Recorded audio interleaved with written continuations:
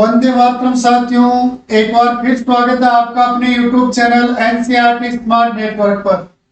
उम्मीद करता हूँ आप सब अच्छे होंगे, मस्त होंगे और केमिस्ट्री का आनंद ले रहे होंगे। तो जो हमने पिछली कक्षाओं में बात की थी विलियन के बारे में, उन्हीं को आगे बढ़ाते हैं हम।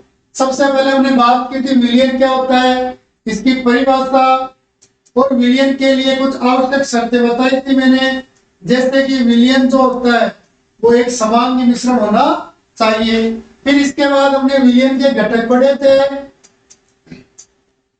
विलियन के घटक या भागों में हमने देखा था कि विलियन के दो भाग होते हैं, एक विलायक होता है और दूसरा भाग जो होता है वो आपके विलेय होता है। विलायक अधिक मात्रा में रहता है और विलेय कम मात्रा में रहता है। फिर बच्चों इसके बाद हमने बात की थी विलियन के प्रकारों की। विलियन के प्रकारों की बात की थी, ये भी हमने दो प्रकार से की थी। सबसे पहले बात की थी विलेय की मात्रा के आधार पर। विलेय की मात्रा के आधार पर और विलेय की मात्रा के आधार पर बात करें तो हमने विलियन को दो भागों में बांटा था, एक संतृप्त विलियन और दूसरा लिया था हमने असंतृप्त विलियन। और फिर बच्चों हमने असंतृप्त विलियन में पुनः दो प्रकार लिखे थे, एक तनु विलियन, दूसरा लिखा था हमने सांद्र विलियन। इसके अलावा हमने वर्गीकरण किया था, दूसरा वर्गीकरण था विलायक की भौतिक अवस्था के आधार पर। विलायक के आधार पर या विलायक की भौतिक अवस्था के आधार पर, भौतिक अवस्था के आधार पर। और इसमें हमने विलियन के तीन प्रकार लिखे थे, एक लिखा था हमने गैसीय विलियन, दूसरा लिखा था हमने द्रव्य विलियन और एक लिखा था हमने ठोस विलियन। ये हमने तीन प्रकार पढ़े थे। और इन तीनों प्रकारों की परिभाषा, गैसीय के लिए विलायक का गैस होना जरूरी है। विलियन द्रव्य कब होगा, जब विलायक द्रव हो, और ठोस कब होगा, जब विलायक ठोस। फिर हमने इन तीनों में तीन तीन प्रकार और उनके उदाहरण देखे थे। बच्चों इसके बाद आज आगे बात करते हैं विलियन की सांद्रता की।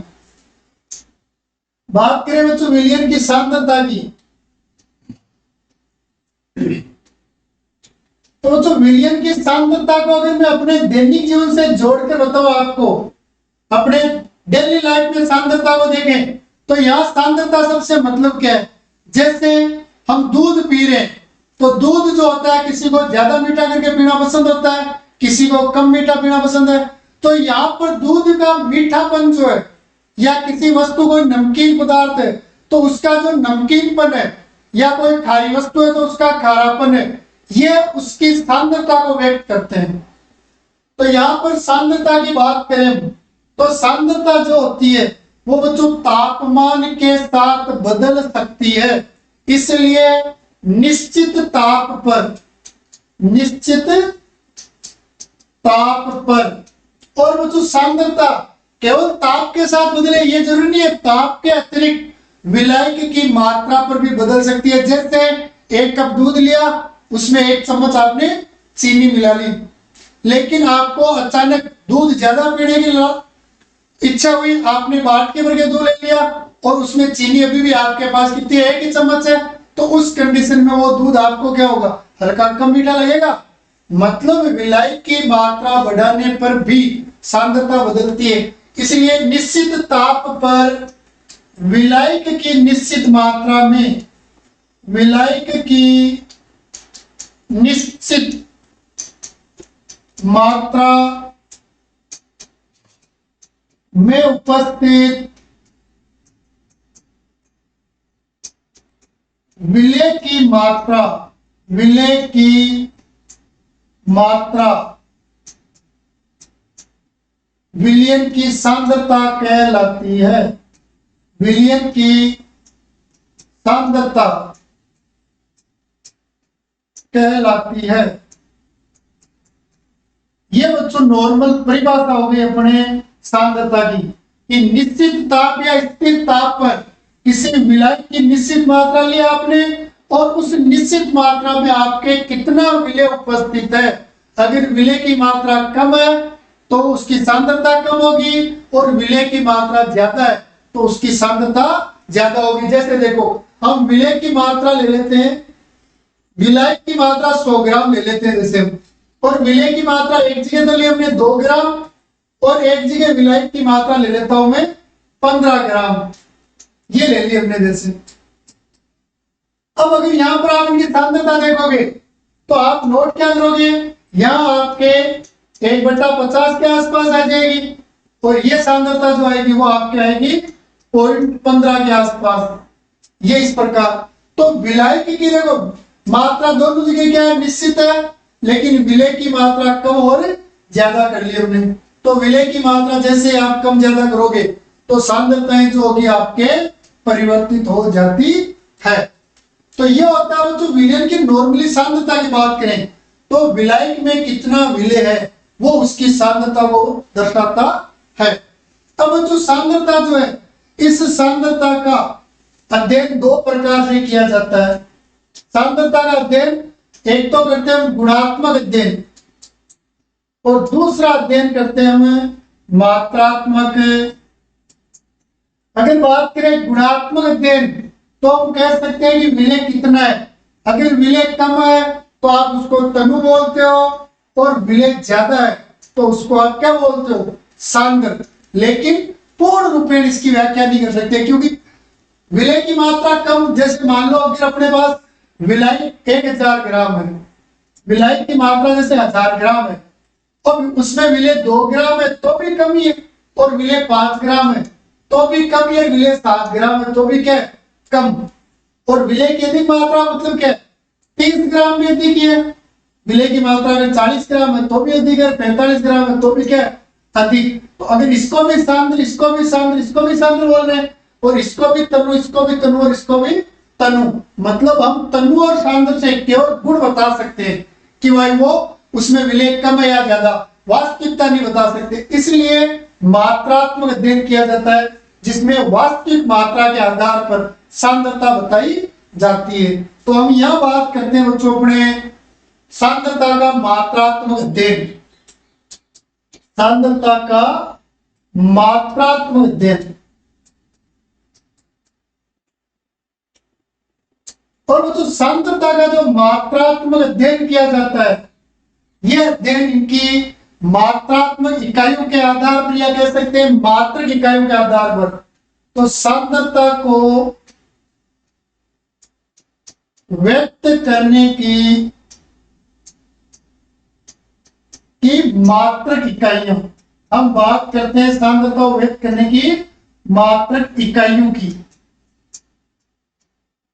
तो किसी भी विलयन की सांद्रता जो है, उस सांद्रता को व्यक्त करने की मात्रक इकाइयां जो होती है अनेक प्रकार की होती है, और उन सभी मात्रक इकाइयों को 3 भागों में विभाजित किया जाता है।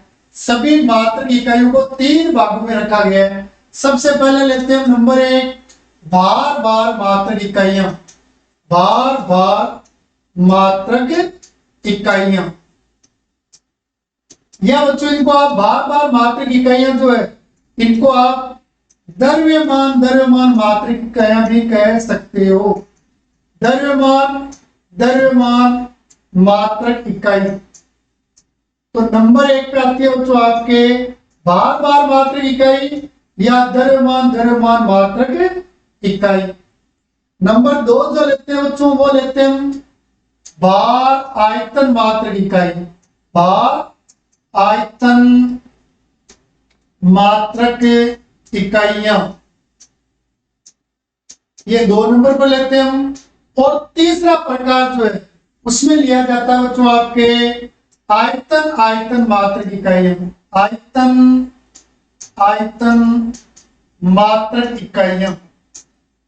ये अपने जितनी भी मात्रक इकाइयां होती है सांद्रता को व्यक्त करने की, उन मात्रक इकाइयों की बात करें तो उन मात्रक इकाइयों में आपके कुल 3 भागों में बांटा गया है। नंबर 1 बार बार मात्रक इकाइयां, नंबर 2 बार आयतन मात्रक इकाइयां, और नंबर 3 आपके आयतन मात्रक इकाइयां। अब ये मेन चीज क्या है, इससे पहले वाली क्लास में हमने ध्यान दिया था कि अगर पदार्थ की मात्रा, आपको पदार्थ की मात्रा जो होती है वो दो तरीके से दी हुई हो सकती है। पदार्थ की मात्रा आपको ग्राम में या किलोग्राम में दी हुई मिल सकती है, और कोई पदार्थ जो है वो आपको मिलीलीटर में या लीटर में भी दिया हुआ हो सकता है।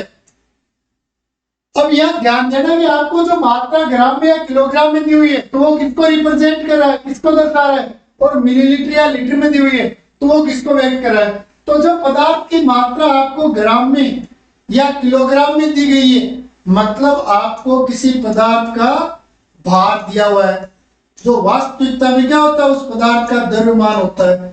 जब किसी पदार्थ की मात्रा ग्राम में या किलोग्राम में दी हुई है, इसका मतलब आपको भार दिया हुआ है, यानी आपको द्रव्यमान दिया हुआ है। और भार या द्रव्यमान हमेशा ठोसों का दिया हुआ होता है।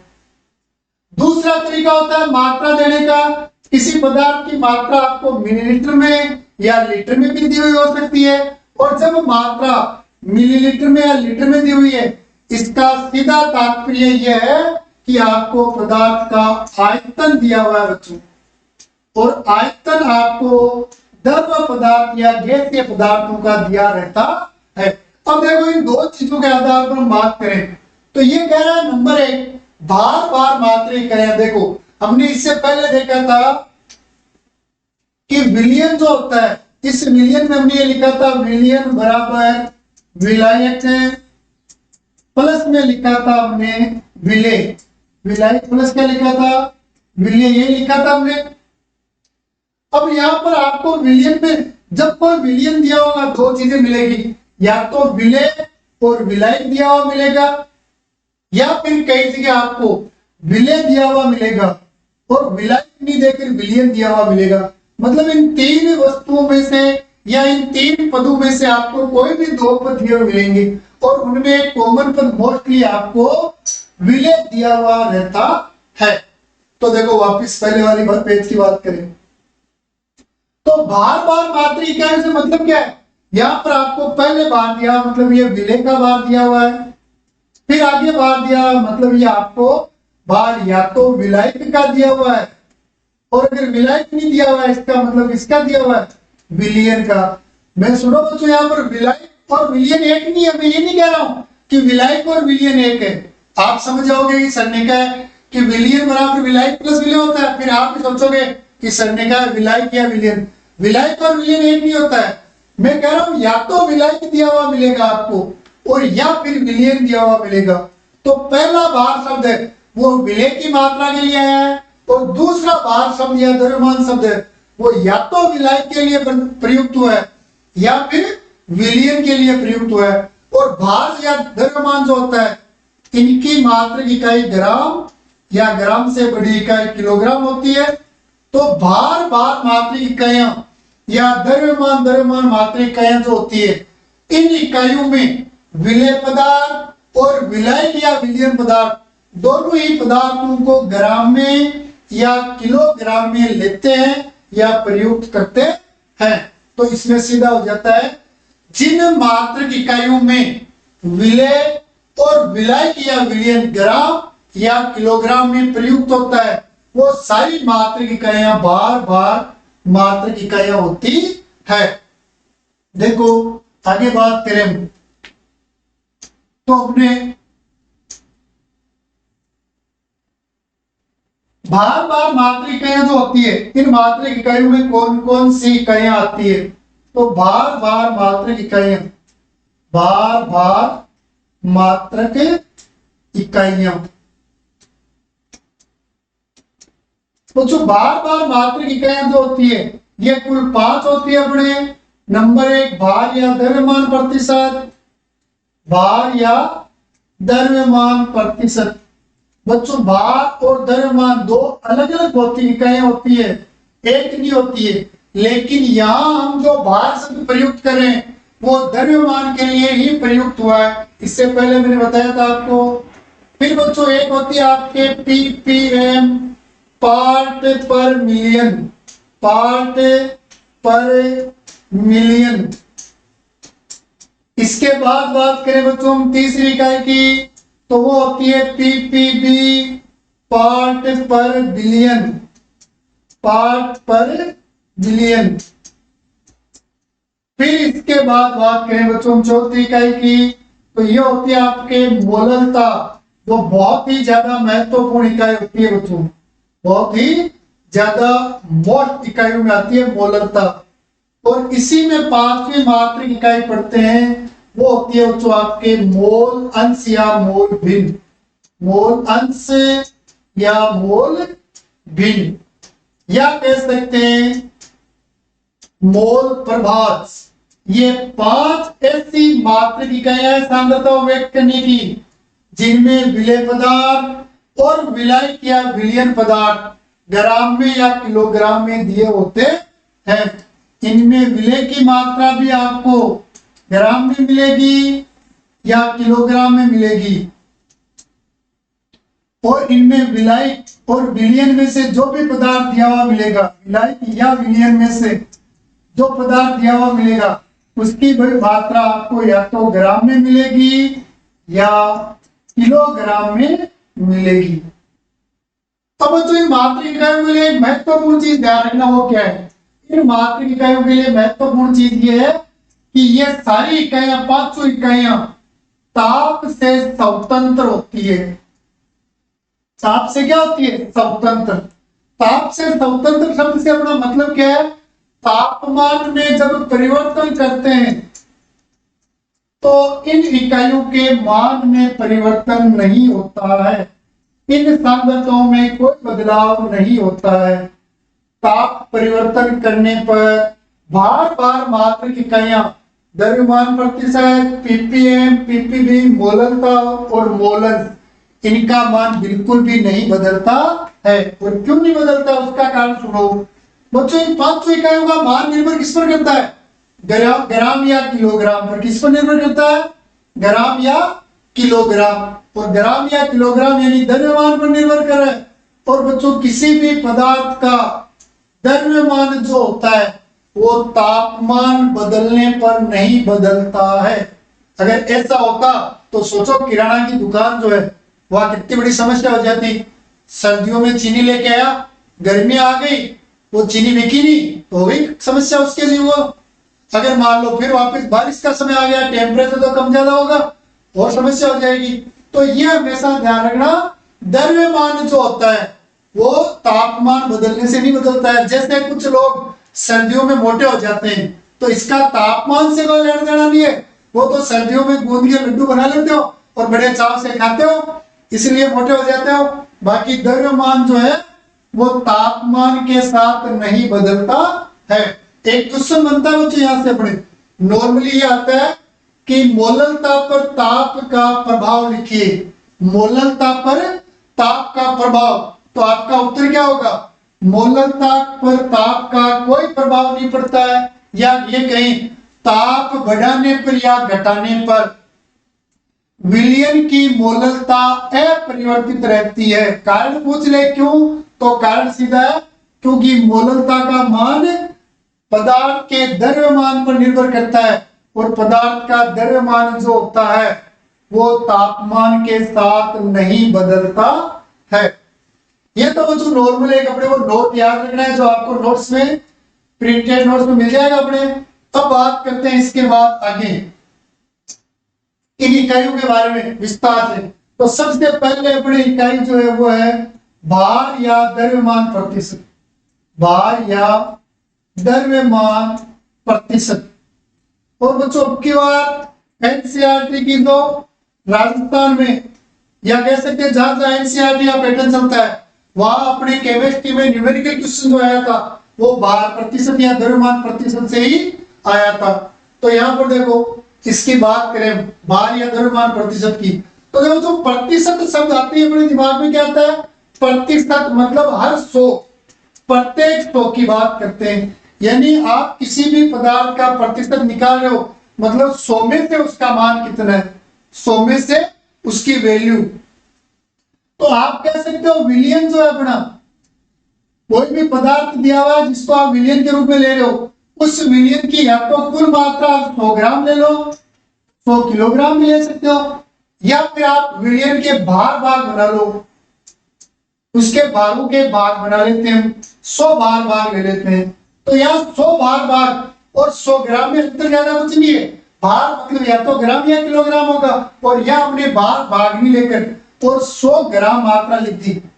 तो जब पदार्थ की मात्रा, कुल मात्रा को हम 100 मान लेते हैं और उसमें कितना मिले, तो वो उस आधार पर हम उसका भार या द्रव्यमान प्रतिशत निकाल सकते हैं। देखो जैसे आगे बात करते हैं इसमें हम, तो प्रत्येक 100 में से निकाल रहे हैं, इसलिए इसको प्रतिशत कहा जाता है।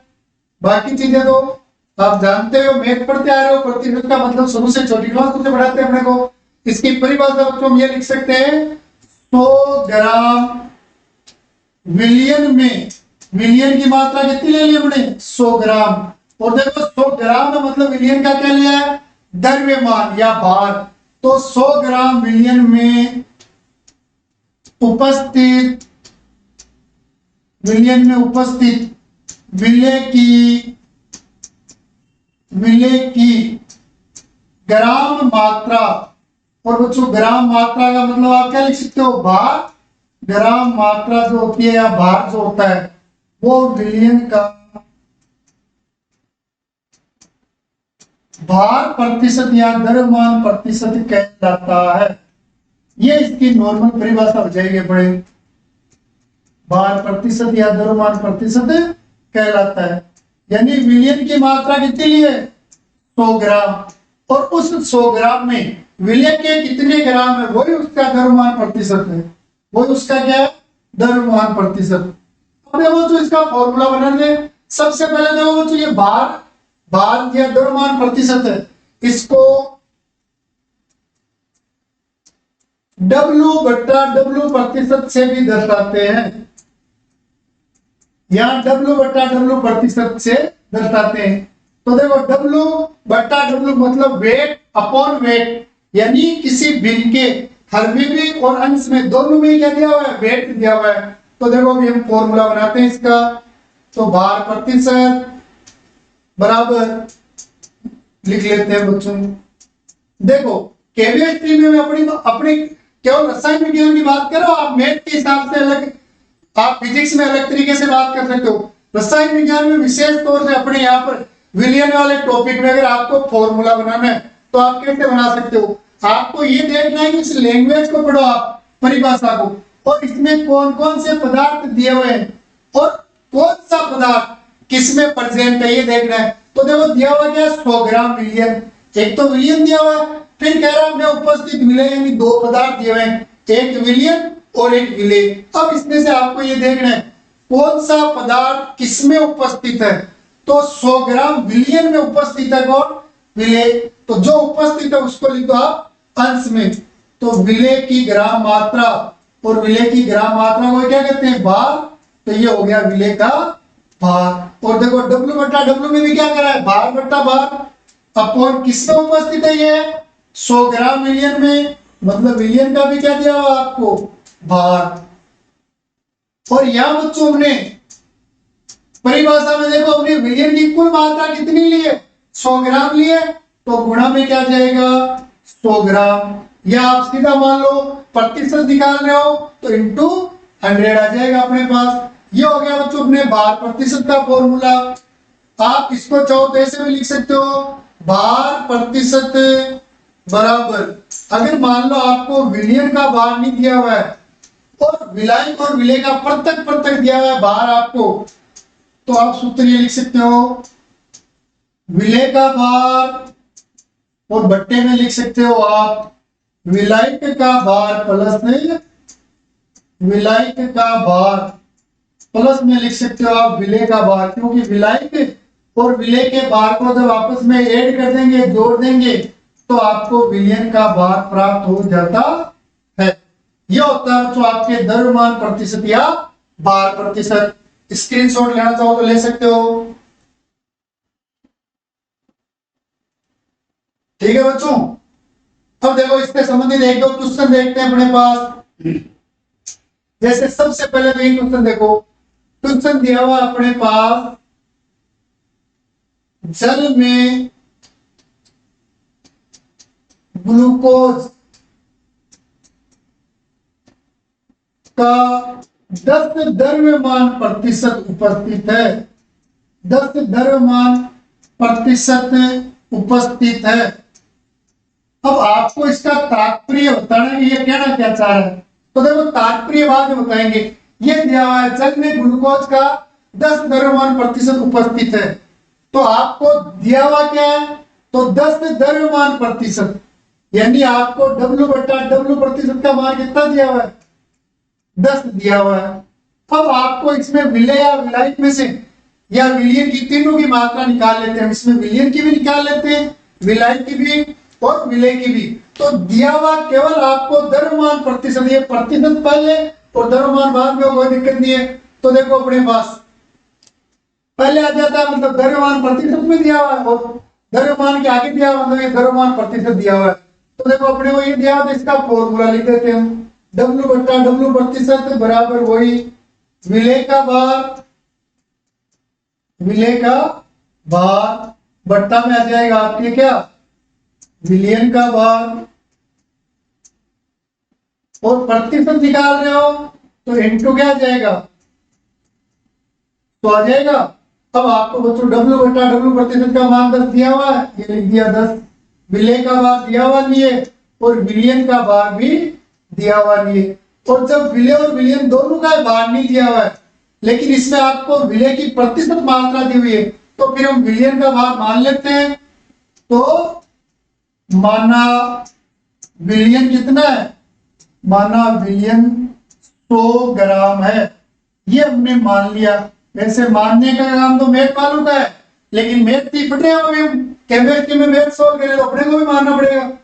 तो विलयन का भार 100 दिया हुआ है इंटू 100, तो इसको सोल्व करें तो देखो विलय का भार कितना आ गया अपने पास, अपने पास विलय का भार आ गया बच्चों 10 ग्राम। क्या आ गया, 10 ग्राम। ये अपने पास 10 ग्राम आ गया, ठीक है। ये इस प्रकार। तो अब इसका देखो तात्पर्य अगर डायरेक्ट लिखना था 1 नंबर में, तो आप क्या लिख सकते हो, जल में ग्लूकोज का 10 द्रव्यमान प्रतिशत उपस्थित है। इसका मतलब या तात्पर्य अर्थ क्या है, तो आप सीधा कह सकते हो 100 ग्राम विलयन, 100 ग्राम विलयन में 100 ग्राम विलयन में 10 ग्राम ग्लूकोज उपस्थित है, 10 ग्राम ग्लूकोज उपस्थित है।